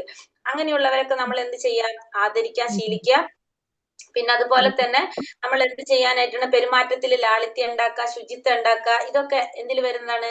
ശാരീരിക തപസ്സിൽ വരുന്നതാണ്. ഇപ്പൊ ശാരീരിക തപസ് എന്ന് പറഞ്ഞാല് നമ്മൾ ആ ഉയർന്ന ശ്രേണിയിലുള്ളത്, മാതാപിതാക്കള്, ഗുരുക്കന്മാര്, ഭഗവാൻ, പിന്നെ ദേവന്മാര്, അങ്ങനെയുള്ള ആചാര്യന്മാര്, ഇവരൊക്കെ നമ്മള് ആദരിക്കുക. പിന്നെ ദേഹശുദ്ധി, ലാളിത്യം, ബ്രഹ്മചര്യം, അഹിംസ, ഇതൊക്കെ ശാരീരിക തപസ്സില് വരുന്നതാണ്. ശാരീരിക തപസ് എന്ന് പറയും. ഇനി അടുത്തത് വാഗ്മയ തപസ്. വാഗ്മയ തപസ് എന്ന് പറയുമ്പോ അനുദ്യോഗകരം വാക്യം സത്യം പ്രിയഹിതം ചെയ്ത് സ്വാധ്യായാഭ്യാസനം ചൈവ വാഗ്മയം തപ ഉച്യത്തെ. സത്യവും, വാഗ്മയ തപസ് എന്ന് പറയുന്നത് സത്യം പറയണം നമ്മള്, പ്രയോജനകരമായിരിക്കണം, അത് കേൾക്കുന്നവർക്ക് ഉദ്യോഗം ഉണ്ടാക്കാത്തതായിരിക്കണം, ഹിതകരവുമായ സംഭാഷണം, പതിവായിട്ടുള്ള വേദമന്ത്രോച്ചാരണം എന്തിൽ വരും? വാഗ്മയ തപസ്സിൽ വരും. ഇപ്പൊ വാഗ്മയ തപസ് എന്ന് പറയുന്നത് നമ്മൾ പറയുന്നത് എങ്ങനെയായിരിക്കണം? സത്യമായിരിക്കണം. സത്യകാര്യങ്ങൾ മാത്രം പറയാൻ പാടോ. പിന്നെ അത് കേൾക്കുന്നവർക്ക് പ്രയോജനകരമായിരിക്കണം. നമുക്ക് പ്രയോജനകരമായതായിരിക്കണം. ഒന്നുകിൽ പറയുന്ന വ്യക്തിക്ക് പ്രയോജനം ഉണ്ടാവണം, അതല്ലെങ്കിൽ കേൾക്കുന്ന വ്യക്തിക്ക് പ്രയോജനം ഉണ്ടാവണം. അതല്ലാതെ നമ്മൾ എന്ത് ചെയ്യാൻ പാടില്ല? നമ്മൾ സംസാരിക്കേണ്ട. വാഗ്മയ തപസ് എന്ന് വെച്ചാൽ വാക്കുകൾ അല്ലെ, പറയുന്ന കാര്യങ്ങൾ. അത് പറയുന്നത് നമ്മൾ സത്യം പറയണം. പിന്നെ അത് കേൾക്കുന്ന വ്യക്തിക്ക് അല്ലെങ്കിൽ പറയുന്ന വ്യക്തിക്ക് അത് പ്രയോജനകരമായിരിക്കണം. പിന്നെ കേൾക്കുന്നവർക്ക് എങ്ങനെയായിരിക്കണം? ഉദ്യോഗം ഉണ്ടാക്കാത്തായിരിക്കണം. നമുക്ക് അവർക്ക് പ്രയോജനം ഉണ്ടാക്കുന്നത്, അവർക്ക് ടെൻഷൻ ഉണ്ടാക്കുന്ന കാര്യങ്ങളായിരിക്കരുത്. ഹിതകരമായിട്ടുള്ള സംഭാഷണമായിരിക്കണം. പതിവായിട്ടുള്ള വേദമന്ത്രോച്ചാരണം എന്തില് വരും? വാഗ്മയ തപസ്സിൽ വരും. എന്ന് പറഞ്ഞാൽ സത്യം മാത്രമേ നമ്മൾ പറയാൻ പാടുള്ളൂ. ആ പറയുന്നത് കേൾക്കുന്നവർക്കും പറയുന്നവർക്കും ആരെങ്കിലും പ്രയോജനം ഉണ്ടായിരിക്കണം. അല്ലാത്ത കാര്യങ്ങൾ നമുക്ക് പറയേണ്ട ആവശ്യമില്ല. ഇപ്പൊ പറയുന്ന എനിക്കും പ്രയോജനമില്ല, കേൾക്കുന്ന നിങ്ങൾക്കും പ്രയോജനം ഇല്ലെങ്കിൽ ആ സബ്ജക്ട് സംസാരിക്കുന്നതുകൊണ്ട് വല്ല കാര്യമുണ്ടോ? ഇല്ല. അങ്ങനത്തെ കാര്യങ്ങൾ നമുക്ക് സംസാരിക്കേണ്ട ആവശ്യമില്ല. പിന്നെ കേൾക്കുന്നവർക്ക് ഉദ്യോഗം ഉണ്ടാക്കാത്തതായിരിക്കണം. അത് അവർക്ക്, മറ്റുള്ളവർക്ക്, മറ്റുള്ളവർക്ക് ടെൻഷൻ ഉണ്ടാക്കുന്ന കാര്യങ്ങൾ അല്ലെങ്കിൽ മറ്റുള്ളവർക്ക് വേദന ഉണ്ടാക്കുന്ന കാര്യങ്ങളായിരിക്കരുത്. ഹിതകരമായിട്ടുള്ള സംഭാഷണം വരും. പിന്നെ രണ്ടാമത്തെ കാറ്റഗറി എന്താ പറയുന്നത്? നമ്മളെ നാമജപം, മന്ത്രോച്ചാരണം. അതും എന്തിൽ വരുന്നതാണ്? ഈ വാഗ്മയ തപസ്സില് വരുന്നതാണ്. അപ്പൊ ഇവിടെ നമ്മൾ പറയുന്നതില് സത്യം പറയണം എന്ന് പറയുന്നത്, നമ്മൾ എപ്പോഴും സത്യം പറഞ്ഞു കഴിഞ്ഞാൽ ചില സത്യങ്ങൾ മറ്റുള്ളവർക്ക് ബുദ്ധിമുട്ടുണ്ടാക്കുന്നതായിരിക്കും. അപ്പൊ നമ്മളിപ്പോ ഒരു ഡോക്ടർ ഒരു രോഗിയുടെ അടുത്ത്, ആ രോഗി ഇപ്പൊ മരിക്കും, അങ്ങനത്തെ ഒരു അവസ്ഥയിൽ നിൽക്കുക. അപ്പൊ ശരിക്കും പറഞ്ഞാൽ ഇനി ഒന്നും ചെയ്യാനില്ല, തിരിച്ച് വീട്ടിലേക്ക് കൊണ്ടുപോകാൻ എന്നല്ലാതെ വേറെ ഒന്നും ചെയ്യാനില്ല. അപ്പൊ ആ രോഗി ചോദിക്കുകയാണ് അവന്റെ അസുഖം മാറിയെന്ന് ചോദിച്ചാൽ ഡോക്ടർ ആ രോഗിയോട് പറയാണ്, അസുഖമൊന്നും മാറിയിട്ടില്ല, പക്ഷെ ഇനി ഒന്നും ചെയ്യാനില്ല, ഇനി ഒരു കാര്യം മാത്രമേ ഉള്ളൂ, എപ്പോ വേണമെങ്കിലും നിങ്ങൾക്ക് മരണം സംഭവിക്കാന്ന് പറയുന്നത്. കാരണം ആ ഡോക്ടർ സത്യം പറയുന്നുള്ളല്ലോ. അപ്പൊ അങ്ങനെയാണെങ്കിൽ അത് വാഗ്മയ തപസ്സിൽ വരുന്നതാണോ? അല്ല. രോഗിക്ക് വിഷമം ഉണ്ടാക്കുന്നുണ്ട്, കേൾക്കുന്ന ആളിന് വിഷമം ഉണ്ടാക്കുന്നതാണ്. പോയിന്റ് അവിടെ പറയുന്നുണ്ട് അല്ലെ, കേൾക്കുന്നവർക്ക് ഉദ്യോഗം ഉണ്ടാക്കാത്തതായിരിക്കണം. സത്യമാണെങ്കിലും ചില സത്യങ്ങൾ നമ്മൾ എന്ത് ചെയ്യണം? കേൾക്കുന്നവർക്ക് ഉദ്യോഗം ഉണ്ടാക്കാത്ത, അതായത് അപ്പൊ അവിടെ ആ സത്യം എന്താണ് പറയേണ്ടത്? ആ രോഗിക്ക് സമാധാനം ഉണ്ടാവുന്ന രീതിയിലായിരിക്കണം പറയേണ്ടത്. അപ്പൊ ചിലത് അങ്ങനെയാണ് നമ്മൾ പറയേണ്ടത്. അപ്പൊ അത്തരത്തിലുള്ളതിനാണ് നമ്മൾ എന്ത് പറയണത്, നമ്മൾ സത്യം മാത്രം പറയുള്ളൂ എന്ന് പറഞ്ഞിട്ട് ഇത് വിളിച്ചു പറഞ്ഞു കഴിഞ്ഞാൽ അത് അവിടെ എന്താ സംഭവിക്കുന്നത്, ആ കേൾക്കുന്ന വ്യക്തിക്ക് അത് ഉദ്യോഗം ഉണ്ടാക്കുന്നതായിരിക്കും, അത് ടെൻഷൻ ഉണ്ടാക്കി മാറും. അങ്ങനെയുള്ള നമ്മൾ എന്ത് ചെയ്യണം, ആ സത്യം നമ്മള് അവിടെ മറച്ചു വെക്കണം. അതാണ് വാഗ്മയ തപസ് എന്ന് പറയുന്നത്. മനസ്സിലായല്ലോ അപ്പൊ വാഗ്മയ തപസ്? മനസ്സിലായി. ഇനി അടുത്തത് എന്താ പറയണത്, മനപ്രസാദ സൗമ്യത്വം മൗന ആത്മവിനിഗ്രഹ ഭാവ സംശുദ്ധിരിത്യേത തപോ മാനസമുച്യത്തെ. സംതൃപ്തി, സൗമ്യത, മൗനം, ആത്മസംയമനം, സ്വഭാവശുദ്ധി എന്നിവ മാനസിക തപസ്സിൽ ഉൾപ്പെടുന്നു. അപ്പൊ മാനസിക തപസ് എന്ന് പറയുമ്പോൾ അതിൽ എന്തൊക്കെ വരുന്നത്, സംതൃപ്തി, സൗമ്യത, മൗനം, ആത്മസംയമനം, ഇതൊക്കെയാണ് ഇതിൽ വരുന്നത്, മാനസിക തപസ്സിൽ വരുന്നത്. അപ്പൊ സംതൃപ്തി എന്ന് വെച്ചിട്ടുണ്ടെങ്കിൽ എന്താണ്, നമുക്ക് പൂർണ്ണമായിട്ട് മനസ്സംതൃപ്തി ലഭിക്കുക. അത് എപ്പോഴാണ് കിട്ടുന്നത്, ഭൗതികമായിട്ടുള്ള ആഗ്രഹങ്ങളൊക്കെ നമുക്ക് ഇന്ദ്രിയ സുഖങ്ങളിൽ നിന്ന് നമ്മൾ പിൻവലിച്ചു കഴിഞ്ഞ്, ഇന്ദ്രിയ വിഷയങ്ങളിൽ നമുക്ക് പിൻവലിച്ചു കഴിഞ്ഞാൽ നമുക്ക് എന്ത് കിട്ടും, സംതൃപ്തി കിട്ടും. എത്രത്തോളം നമ്മൾ അതിനെക്കുറിച്ച് ചിന്തിച്ചു കൊണ്ടിരിക്കുന്നു അത്രത്തോളം നമുക്ക് എന്ത് വന്നുകൊണ്ടിരിക്കും, നമുക്ക് അസംതൃപ്തി വന്നുകൊണ്ടിരിക്കും. പിന്നെ രണ്ടാമത്തെ സൗമ്യമായിട്ടുള്ള സൗമ്യത. പിന്നെ മൗനം എന്ന് പറയുന്നത്, ഭഗവാനെ കുറിച്ച് പറയുമ്പോൾ നമ്മൾ എങ്ങനെയായിരിക്കണം, വാചാലരായിരിക്കണം. ഭഗവാനെ കുറിച്ച് നന്നായിട്ട് നമ്മൾ എന്തിനും വാചാലരായിട്ട് സംസാരിച്ചു കൊണ്ടിരിക്കണം. അല്ലാത്ത വിഷയങ്ങളിൽ നമ്മൾ എന്ത് പാലിക്കണം, മൗനം പാലിക്കണം. ഇതാണ് മൗനം എന്ന് പറയുന്നത്. പിന്നെ ആത്മസംയമനം പാലിക്കുക. നമ്മൾ എന്ത് ചെയ്യണം, ആത്മസംയമനം പാലിക്കണം. ഈ 4 കാര്യങ്ങൾ, സ്വഭാവം ശുദ്ധി, ഇതെല്ലാം ഇതിൽ വരുന്നത് മാനസികമായ തപസ്സിൽ വരുന്നത്. അപ്പൊ 3 തരം തപസ്സിനെ കുറിച്ച് നമ്മൾ കണ്ടു. ശാരീരിക തപസ്, വാഗ്മയ തപസ്, ശാരീരിക തപസ് എന്ന് പറഞ്ഞാൽ എന്താണ്, ശുദ്ധി, ശുദ്ധി, ദേവന്മാര്, മാതാപിതാക്കൾ, ബ്രാഹ്മണർ ഇവരെ ആദരിക്കുക, മഹാന്മാരെ ബ്രഹ്മചര്യ, അഹിംസ എന്നിവ ശാരീരിക തപസ് പാലിക്കുക. ശാരീരിക തപസ് എന്ന് വെച്ചിട്ടുണ്ടെങ്കിൽ അപ്പൊ ഭഗവാനെ അല്ലെങ്കിൽ ദേവന്മാരെ അല്ലെങ്കിൽ മാതാപിതാക്കള്, ഗുരുക്കന്മാർ, ഇവരൊക്കെ ആദരിക്കുന്നത്. പിന്നെ ദേഹശുദ്ധി,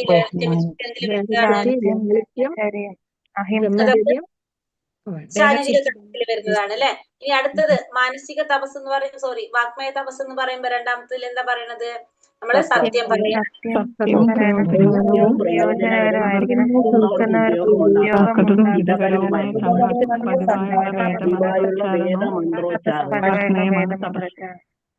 ഇത്തരത്തിലുള്ള തപസ്സാണ് എന്ത്, വാഗ്മയ തപസ് എന്ന് പറയുന്നത്.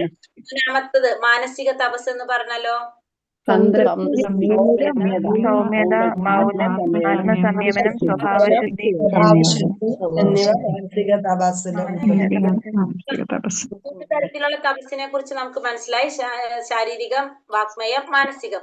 ഈ 3 തപസ്സുകളും സാത്വികമായിട്ട് ചെയ്താൽ, അടുത്ത ശ്ലോകത്തിൽ എന്താ പറയുന്നത്, ശ്രദ്ധയാ പരയാ തപ്തം തപസ്ത്രിവിധം നരഹി സ്വാത്വികം പരിചക്ഷതേ. ഈ 3 വിധം തപസ്സും ആധ്യാത്മിക വിശ്വാസത്തോടെ ഭൗതിക നേട്ടങ്ങൾ ആഗ്രഹിക്കാതെ പരമപുരുഷന് വേണ്ടി മാത്രം അനുഷ്ഠിച്ചു കഴിഞ്ഞാൽ അത് സാത്വികമാണ്. ഈ 3 തരത്തിലുള്ള തപസ്സും നമ്മൾ ചെയ്യുന്നത് എങ്ങനെയാണ്, വിശ്വാസത്തോടെ ചെയ്യാണ്. ഭൗതിക നേട്ടങ്ങളൊന്നും ആഗ്രഹിക്കാതെ ഭഗവാന് വേണ്ടി മാത്രം ചെയ്തു പോന്നു കഴിഞ്ഞാൽ നമുക്ക് അതിനെന്ത് പറയാം, സ്വാത്വികം എന്ന് പറയാം. അപ്പൊ എന്താ പറയാ, ശാരീരിക തപസ്സും വാഗ്മയ തപസ്സും മാനസിക തപസ്സും ഭഗവാന് വേണ്ടിയിട്ട് ചെയ്യുന്നു, വിശ്വാസത്തോടു കൂടി ചെയ്യുന്നു, ഭൗതിക നേട്ടങ്ങളൊന്നും ആഗ്രഹിക്കാതെ ചെയ്യുകയാണെങ്കിൽ അതിനെ സ്വാത്വികം എന്ന് നമുക്ക് പറയാനായിട്ട് സാധിക്കും. ഇനി അടുത്തതില് സത്കാരമാന പൂജാർത്ഥം തപോദംപേന ചൈവയേത് ക്രിയത്തെ തദിഹ പ്രോക്തം രാജസം ജലമധ്രുവം. ബഹുമതിയും ആരാധനയും നേടാൻ അഹങ്കാരം കൊണ്ടോ ചെയ്യപ്പെടുന്ന തപസ് രാജസികമാണ്, അത് ക്ഷണികവുമാണ്, അനിശ്ചിതവുമാണ്.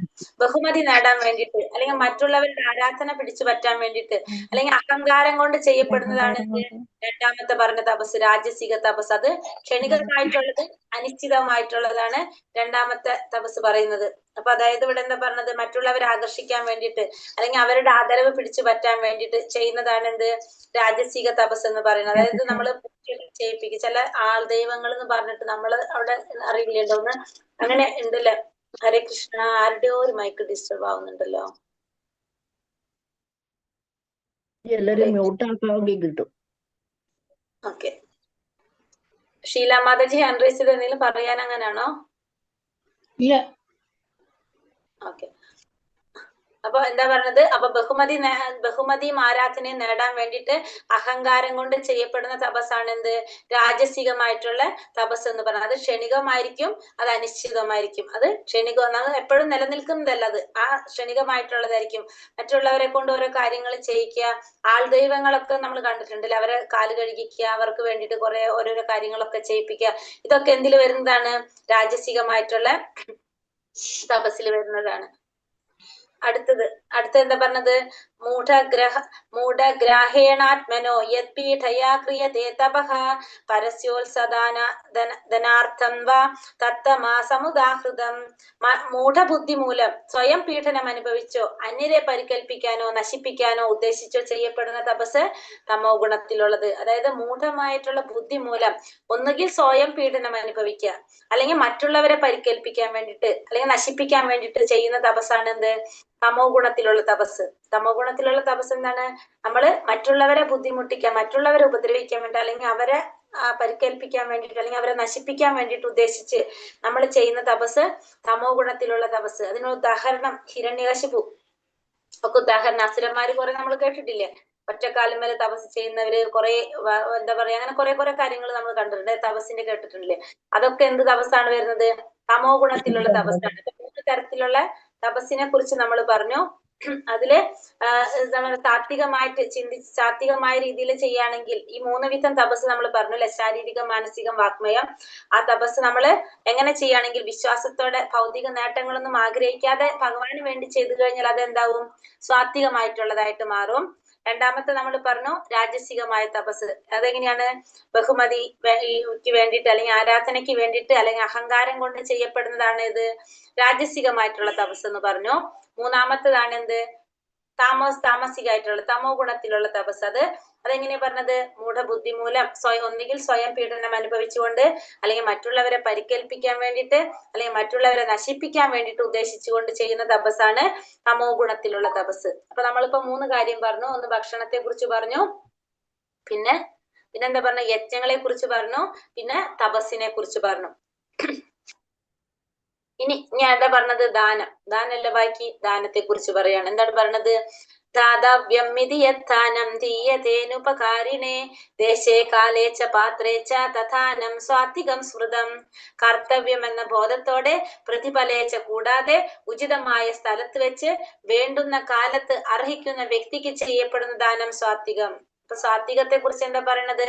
കർത്തവ്യം എന്ന ബോധത്തോടെ, ഫലേച്ഛ കൂടാതെ, ഉചിതമായ സ്ഥലത്ത് വെച്ച് വേണ്ടുന്ന കാലത്ത് അർഹിക്കുന്ന വ്യക്തിക്ക് കൊടുക്കുന്നതാണ് എന്ത്? സ്വാത്വികമായ ദാനം എന്ന് പറയുന്നത്. അപ്പൊ നമ്മൾ ദാനം കൊടുക്കുന്ന എങ്ങനെയായിരിക്കണം? കർത്തവ്യ ബോധത്തോടെ ആയിരിക്കണം നമ്മൾ ദാനം കൊടുക്കേണ്ടത്. പിന്നെ പ്രതിഫലം ആഗ്രഹിച്ചു കൊണ്ടാവരുത്. ഉചിതമായ സ്ഥലത്ത് വെച്ചായിരിക്കണം കൊടുക്കേണ്ടത്. പിന്നെ എങ്ങനെയായിരിക്കണം? വേണ്ടുന്ന കാലത്ത് അർഹിക്കുന്ന വ്യക്തിക്കായിരിക്കണം കൊടുക്കേണ്ടത്. നമ്മൾ ദാനം കൊടുക്കുന്നത് അർഹിക്കുന്ന വ്യക്തിക്കായിരിക്കണം കൊടുക്കേണ്ടത്. അവർക്ക് വേണ്ടുന്ന സമയത്തായിരിക്കണം കൊടുക്കേണ്ടത്. അതാണ് എന്ത്? സ്വാത്വികമായിട്ടുള്ള ദാനം എന്ന് പറയുന്നത്. അപ്പൊ പുണ്യസ്ഥലങ്ങൾ എന്ന് പറയുമ്പോ നമുക്ക് എന്ത് പറയാം? ഇവിടെ പറയുന്നുണ്ട് ആത്മീയമായിട്ട്, അതായത് പുണ്യസ്ഥലങ്ങളിൽ വെച്ച്, അല്ലെങ്കിൽ സൂര്യചന്ദ്ര ഗ്രഹണ മുഹൂർത്തങ്ങളില്, മാസ അന്ത്യത്തില്, അല്ലെങ്കിൽ വിശിഷ്ട ഒരു ബ്രാഹ്മണനോ വൈഷ്ണവനോ നമുക്ക് എന്ത് ചെയ്യാം? ദാനം കൊടുക്കാം. ക്ഷേത്രങ്ങളിൽ വെച്ച് കൊടുക്കുന്ന ദാനവും എന്താണ്? ശ്രേഷ്ഠമായിട്ടുള്ള, പ്രശസ്തമായിട്ടുള്ള ദാനമാണെന്ന് പറയാം. പിന്നെ പാവങ്ങൾക്ക് നമ്മൾ അനുകമ്പ കൊണ്ട് ദാനം ചെയ്യും. പക്ഷെ അതെന്താ പറയണത്? അർഹതയില്ലാത്ത വ്യക്തിക്കാണ് ആ ദാനം കൊടുക്കുന്നതെങ്കിൽ നമുക്ക് എന്തുണ്ടാവില്ല? ആത്മീയ പുരോഗതി. നമ്മൾ ഇതൊക്കെ ചെയ്യുന്നത് എന്തിനു വേണ്ടിയിട്ടാണ്? ഇപ്പൊ ദാനവും യജ്ഞവും തപസ്സും ഒക്കെ നമ്മൾ ചെയ്യുന്നത് എന്തിനു വേണ്ടിയിട്ടാണ്? എന്തിനാണ് ഇതൊക്കെ ചെയ്യുന്നത്? ആത്മീയ പുരോഗതിക്ക് വേണ്ടി. നമ്മുടെ ആത്മീയ പുരോഗതിക്ക് നമുക്ക് ആത്മീയമായിട്ട് പുരോഗതി ഉണ്ടാകാൻ വേണ്ടിയിട്ടാണ് ദാനം, യജ്ഞം, തപസ് ഇതൊക്കെ നമ്മൾ ചെയ്യുന്നത്. ശാസ്ത്രങ്ങളിൽ പറയുന്നുണ്ട് ഇതൊക്കെ നമ്മൾ സാത്വിക വിധി പ്രകാരം നമ്മൾ സാത്വികമായ രീതിയിൽ ചെയ്യുകയാണെങ്കിൽ നമുക്ക് ആത്മീയ പുരോഗതി ഉണ്ടെന്ന് വിചാരിച്ചിട്ടാണ് നമ്മൾ ഇതൊക്കെ ചെയ്യുന്നത്. ഇപ്പൊ ഇവിടെ ഈ ദാനം നമ്മൾ പറഞ്ഞു വേണ്ടുന്ന കാലത്ത് അർഹിക്കുന്ന വ്യക്തിക്ക് കൊടുത്താലും നമുക്ക് അതെന്താണ്? സാത്വികമായിട്ടുള്ള ദാനമാണ്. ഇപ്പൊ നമ്മളിപ്പോ ഒരു അമ്പലത്തിന്റെ നടയിൽ നമ്മൾ അമ്പലത്തിൽ പോയിട്ട് വരുമ്പോ അവിടെ എന്താണ്? അവിടെ ഒരു വ്യക്തി, ഒരാള് നിൽക്കാണ്, വിശന്നിട്ട് പാടില്ല എന്ന് പറഞ്ഞിട്ട് ഒരു വ്യക്തി നിൽക്കാണ്. അപ്പൊ നമ്മൾ എന്ത് ചെയ്യും? അയാൾക്ക് ഒരു 100 രൂപ എടുത്തു കൊടുത്തിട്ട് പോയിട്ട് ഭക്ഷണം കഴിച്ചോളാൻ പറയും. അപ്പൊ നമുക്ക് മനസ്സിൽ ഭയങ്കര സന്തോഷം ഉണ്ടാവും. ഞാൻ ഇന്നൊരു പുണ്യപ്രവൃത്തി ചെയ്തു. ഞാൻ എന്ത് ചെയ്തു? ആ വ്യക്തിക്ക് ഭക്ഷണം കഴിക്കാനായിട്ട്. കാരണം ഏറ്റവും വലിയ ദാനാണല്ലേ ഭക്ഷണം കൊടുക്കാന്ന് പറഞ്ഞാല്. അപ്പൊ നമ്മ അവർക്ക് എന്ത് ചെയ്തു? അന്നദാനം. ആവശ്യത്തിന് പൈസ കൊടുത്തു, അവരോട് ഭക്ഷണം കഴിയും. അപ്പൊ നമുക്ക് ഭയങ്കര സന്തോഷമായി. കാരണം നമ്മൾ എന്ത് ചെയ്തു എന്ന്, സാത്വികമായിട്ടുള്ള ഒരു പ്രവൃത്തി നമ്മൾ ചെയ്തു, ദാനം ചെയ്തു അല്ലെ, സാത്വിക ദാനം ചെയ്തു എന്ന് വിചാരിച്ചു. അങ്ങനെ നമ്മൾ പോയിട്ട് എവിടെയെങ്കിലും പോയി, നമ്മൾ എവിടേക്ക് പോകാനുണ്ടായിരുന്നു, പോയിട്ട് തിരിച്ചു വരുമ്പോ ആ വ്യക്തി പൈസയും കൊണ്ട് കള്ള് കുടിക്കാനായിട്ട് പോയിട്ട് കള്ള് കുടിച്ചിട്ട് ഇറങ്ങി വരുന്ന നമ്മൾ കാണാണ്. എന്തായിരിക്കും നമുക്ക് മനസ്സിലാവുന്നത്? നമ്മൾ ആ ചെയ്ത ദാനം സാത്വികമാവും അത്? ഇല്ല. നമ്മൾ എന്ത് ചെയ്തത്? നമ്മൾ ആ വ്യക്തിക്ക് നല്ലത് ചിന്തിച്ചിട്ടാണ് നമ്മൾ ചെയ്തത് അല്ലെ. കാരണം വെച്ചിട്ടുണ്ടെങ്കിൽ സാത്വികമായ ദാനം വിചാരിച്ചാണ് നമ്മൾ അത് കൊടുത്തത്. പക്ഷെ അതെന്താ സംഭവിച്ചത്? ആ വ്യക്തി അത് എന്തിനാ ഉപയോഗിച്ചത്? അവര് ചീത്ത പ്രവർത്തിക്കുന്നത്. മദ്യം കുടിക്കാൻ. ആ ദാനം എന്തായിട്ട് മാറും? തമോ ഗുണത്തിൽ പോയി. ഗുണത്തിലേക്ക് പോകുന്നത് അല്ലെ. പക്ഷെ നമ്മൾ അറിഞ്ഞുകൊണ്ട് ചെയ്തതാണോ? അല്ല. പക്ഷെ അതെന്തായിട്ട് മാറിയത്? തമോ ഗുണമായിട്ട് മാറി. അപ്പൊ അതുകൊണ്ട് അതാണ് പറയുന്നത്, അർഹിക്കുന്ന വ്യക്തിക്ക് ഉചിതമായ സ്ഥലത്ത് വേണ്ടുന്ന കാലത്ത് അർഹിക്കുന്ന വ്യക്തിക്കായിരിക്കണം ദാനം കൊടുക്കേണ്ടത്. നമുക്ക് എന്ത് ചെയ്യാം? ഭക്ഷണം ചോദിച്ചാൽ ഭക്ഷണം കൊടുക്കാം. പക്ഷെ നമ്മൾ ഒരിക്കലും എന്ത് ചെയ്യരുത്? പൈസ കൊടുക്കാൻ പാടില്ല. മറ്റുള്ളവർ ഇങ്ങനെ ഓരോന്ന് പറയുമ്പോ പാവം എന്ന് പറഞ്ഞാൽ നമ്മൾ ഒരിക്കലും പൈസ കൊടുത്തിട്ട് നമ്മൾ, കാരണം ആ പൈസ കൊണ്ട് ഇതേപോലത്തെ എന്തെങ്കിലും പ്രവർത്തികൾ ചെയ്തു കഴിഞ്ഞാൽ നമ്മൾ വിചാരിക്കാത്ത ഫലമാണ് നമുക്ക് കിട്ടുന്നത്. നമ്മൾ വിചാരിക്കാത്തതായിരിക്കും നമ്മൾ അനുഭവിക്കേണ്ടി വരും. അപ്പൊ നമ്മൾ എന്ത് ചെയ്യാം? നമ്മള് പൈസ കൊടുക്കാതെ, ഇപ്പൊ ഭക്ഷണം വേണ്ടവർക്ക് ഭക്ഷണം കൊടുക്കാം, വസ്ത്രം വേണ്ടവർക്ക് വസ്ത്രം മേടിച്ചു കൊടുക്കാം. പക്ഷെ നമ്മൾ ഒരിക്കലും എന്ത് ചെയ്യരുത്? പൈസ കൊടുക്കരുത്. അത് നമുക്ക്, അതുകൊണ്ടാണ് ഇവിടെ അർഹിക്കുന്ന വ്യക്തിക്കെന്ന് എടുത്തു പറയുന്നത്. രണ്ടാമത്തെ പിന്നെ അടുത്തിൽ എന്താ പറയണത്? യത്തു പ്രത്യുപകാരാർത്ഥം ഫലം ഉദ്ദേശ്യ വാ പുനഃ തീയതേച്ച പരിക്ലിഷ്ടം തഥാനം രാജസംസ്മൃതം. ഏതെങ്കിലും ഫലം ഉദ്ദേശിച്ചുകൊണ്ടോ പ്രത്യുപകാരം പ്രതീക്ഷിച്ചോ പൂർണ്ണ സമ്മതമില്ലാതെയോ നൽകപ്പെടുന്ന ദാനം രാജസികമാണ്. ഇനി എന്തെങ്കിലും ഫലം ആഗ്രഹിച്ചുകൊണ്ട് അല്ലെങ്കിൽ പ്രത്യുപകാരം പ്രതീക്ഷിച്ചുകൊണ്ട് പൂർണ്ണ സമ്മതമില്ലാതെ നൽകപ്പെടുന്ന ദാനം എങ്ങനെയാണ്? രാജസികമായിട്ട്. അതായത് നമ്മള് ദാനം കൊടുക്കാൻ നമുക്ക് താല്പര്യമില്ല, പക്ഷെ നമ്മളെ വീട്ടിലുള്ളവർ നിർബന്ധിച്ചുകൊണ്ട്, അല്ലെങ്കിൽ നമ്മുടെ അച്ഛനും അമ്മയും നമ്മുടെ ഭർത്താവോ ഭാര്യ ആരെങ്കിലും നിർബന്ധിച്ചുകൊണ്ട് നമ്മൾ ദാനം കൊടുക്കാണ്. അപ്പൊ നമ്മൾ എന്നിട്ട് എന്ത് ചിന്തിച്ചുകൊണ്ടിരിക്കും? നമ്മൾ ആ പൈസ വെറുതെ നമ്മളിൽ നിന്ന് പോയല്ലോ എന്നൊക്കെ ചിന്തിച്ച് നമ്മൾ വിഷമിച്ചുകൊണ്ടിരിക്കുക. അത്തരത്തിൽ കൊടുക്കുന്ന ദാനം എന്താണ്? രാജസികമായിട്ടുള്ള ദാനമാണ്. അപ്പൊ നമ്മളിങ്ങനെ ആഗ്രഹമില്ലാതെ പൂർണ്ണ സമ്മതമില്ലാതെ നമ്മൾ കൊടുക്കുന്ന, മറ്റുള്ളവരുടെ നിർബന്ധ പ്രകാരം നമ്മൾ കൊടുക്കുന്ന ദാനം രാജസികമാണ്. പിന്നെ അത് കഴിഞ്ഞതിന് ശേഷം നമ്മൾ എന്ത് പറഞ്ഞുകൊണ്ടിരിക്കും? ആ പൈസ നമ്മളിന്ന് ചെലവായില്ലോ എന്ന് വിചാരിച്ചൊക്കെ ഇരിക്കില്ലേ? അത്തരത്തിലുള്ള ദാനം എന്താണ്? രാജസികമായിട്ടുള്ള ദാനം വേണമെന്ന് പറയാം. ഇനിയോ അദേശകാലയഥാനം പാത്രാഭ്യശ്ചാതീയതേ അസത്കൃതമവജ്ഞാതം താമസാം മുദാഹൃതം. ഉചിതമല്ലാത്ത കാലത്ത് അവിശുദ്ധമായ സ്ഥലത്ത് അനർഹരായവർക്ക് നൽകപ്പെടുന്ന ദാനവും ആദരം കൂടാതെ അവജ്ഞയോടെയോ നൽകപ്പെടുന്നതും താമസികമാണ്. അപ്പൊ രണ്ട് തരത്തിലുള്ളതാണ് ഇവിടെ പറയുന്നത്. ഒന്ന് ശ്രദ്ധിച്ചു നോക്കുക. രണ്ട് തരത്തിലുള്ള ദാനാണ് ഇവിടെ പറയുന്നത്. ഒന്ന്, ഉചിതമല്ലാത്ത കാലത്ത് അവിശുദ്ധമായ സ്ഥലത്ത് അർഹതയില്ലാത്തവർക്ക് നൽകപ്പെടുന്ന ദാനം. അപ്പൊ നമ്മൾ നേരത്തെ പറഞ്ഞ പോലെ ആ വ്യക്തിക്ക് കൊടുക്കുമ്പോ ആ വ്യക്തി അത് വേറെ രീതിയിൽ ഉപയോഗിക്കുകയാണെങ്കിൽ അത് അർഹതയില്ലാത്തവർക്ക് വന്ന ദാനമായിട്ട് മാറി. പിന്നെ ഉചിതമല്ലാത്ത കാലം, ഉചിതമല്ലാത്ത സമയത്ത് കൊടുക്കുന്ന ദാനം. പിന്നെ രണ്ടാമത്തത് ശുദ്ധമല്ലാത്ത സ്ഥലത്ത്, അവിശുദ്ധമായ സ്ഥലത്ത് കൊടുക്കുന്ന ദാനം. എന്താണത്? അതും എന്താണ്?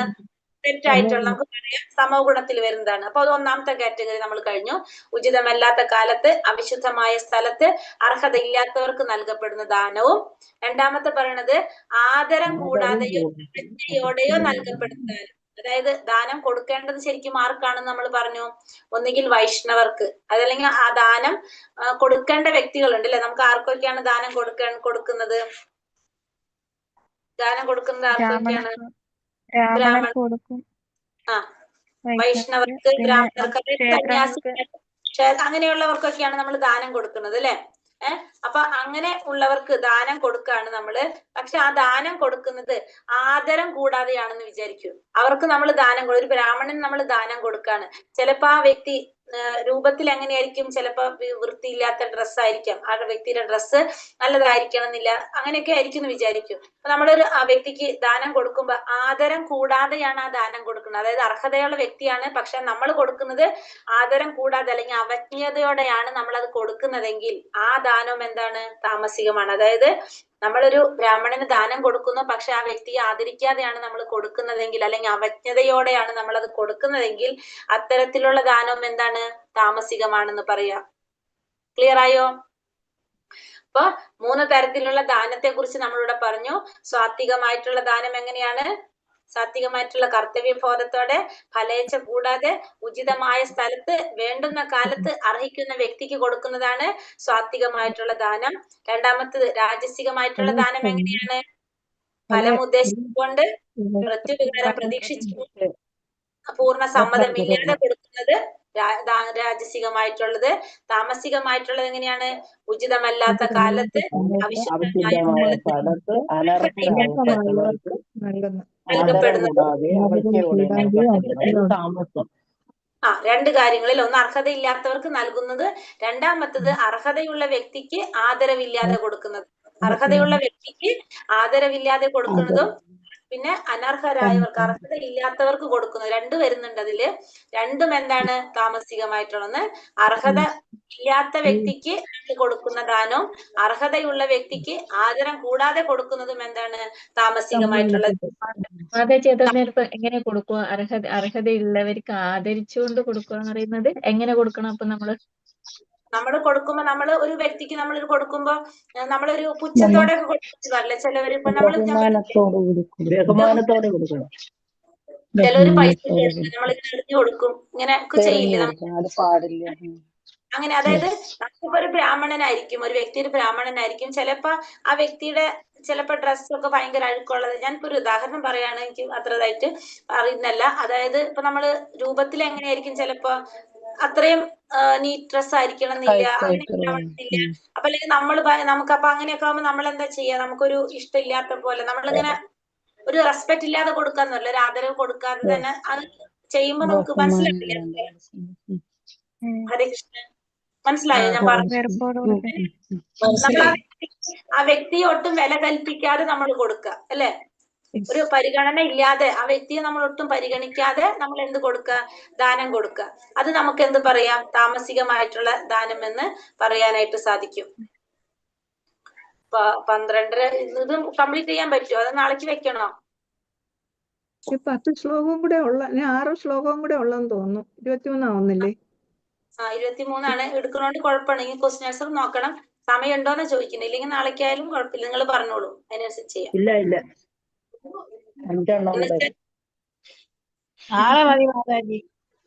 നാളേക്ക് മതിയോ? ഹരേ കൃഷ്ണ. അപ്പൊ ബാക്കി നാളേക്ക് എടുക്കാം.